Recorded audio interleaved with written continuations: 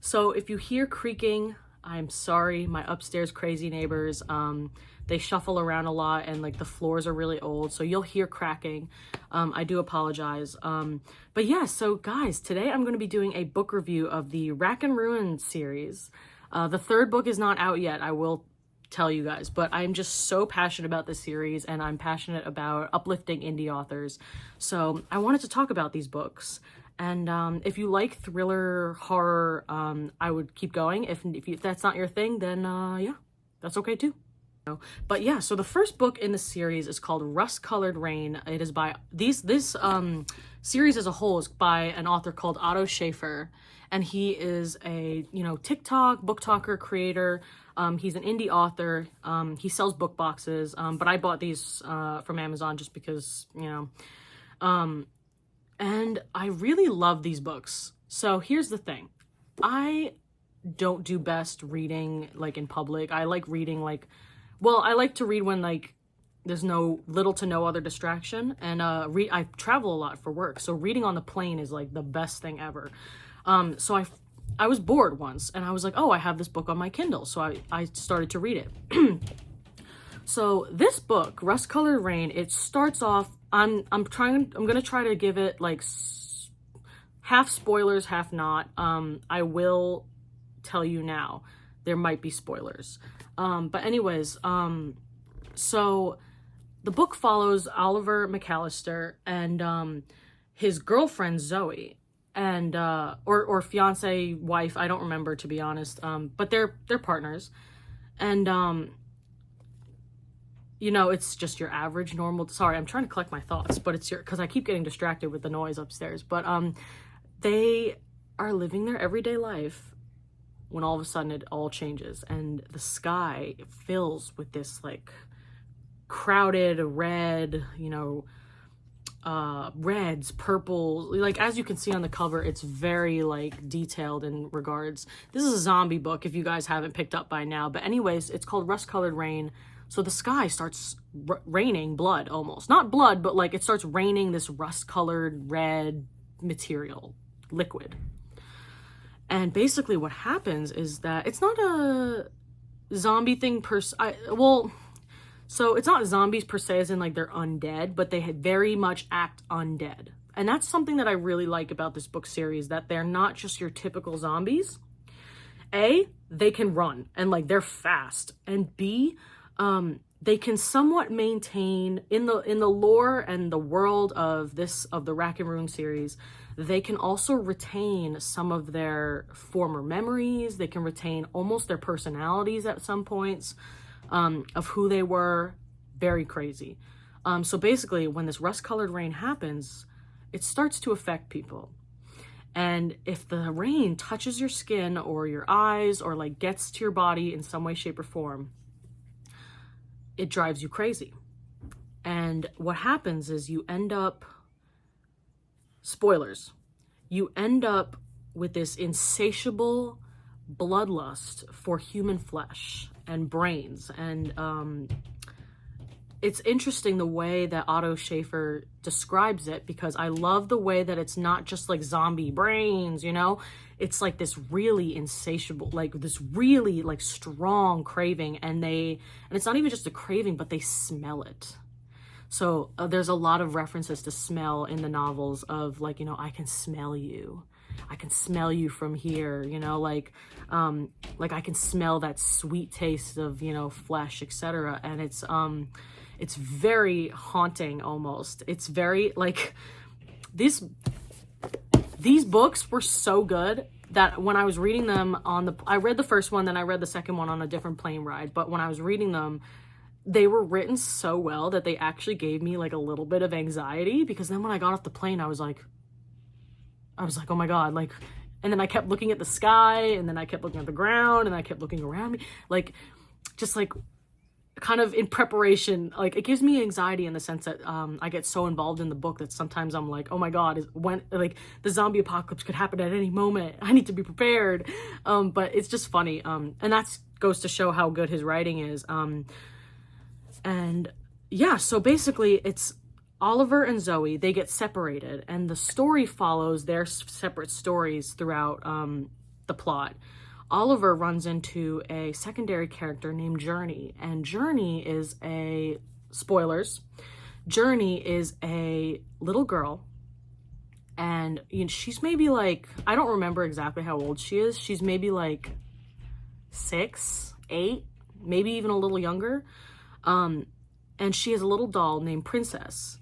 And unfortunately, when all this madness happens, spoilers again, her mother passes, and etc. And Oliver, is caring for this random child that he just met in the middle of mayhem, while also, trying to keep her spirits high and, dealing with children, obviously, during a very scary situation. And the overall story just kind of follows their survival and follows what is happening between the real people. So that's another aspect that I really like about Rust-Colored Rain and Safe Place to Die, which is the second book in the series. But something that I really enjoy about it is that it's not just about the zombies. So the books both heavily touch on the zombies, of what they are as monsters, what they are as like what's causing it. I won't spoil that, but like what's causing it, why are people acting this way, what's making them act this way. And it heavily focuses on that, but at the same time that's not its main focus, which is something that I actually really enjoy about these books.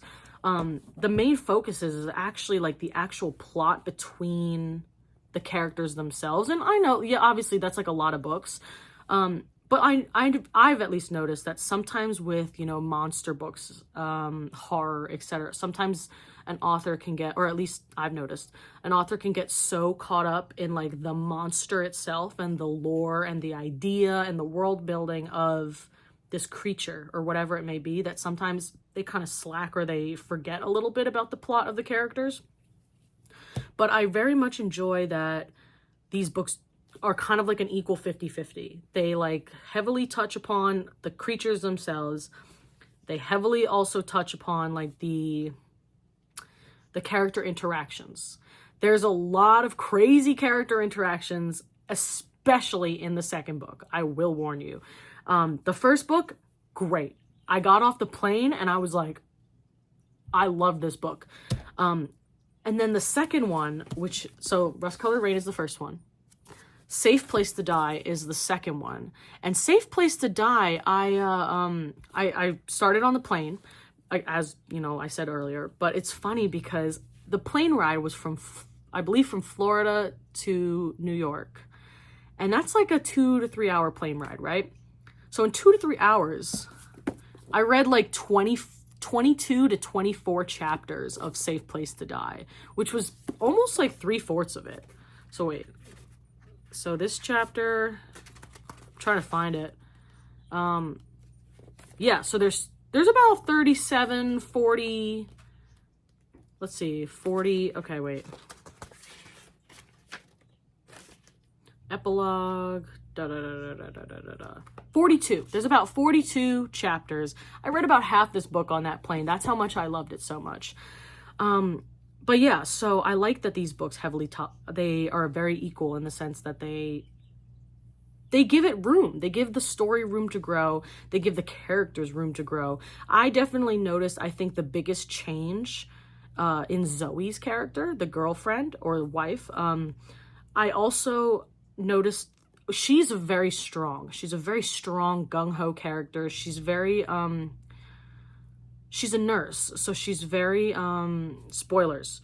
She's very good, obviously, as a nurse. She's very good at staying calm in situations that are crazy. Obviously, this book, her medical knowledge is used in this book, in the books, which is also great. But I've noticed, like, her attitude and, like, how she approaches the problem.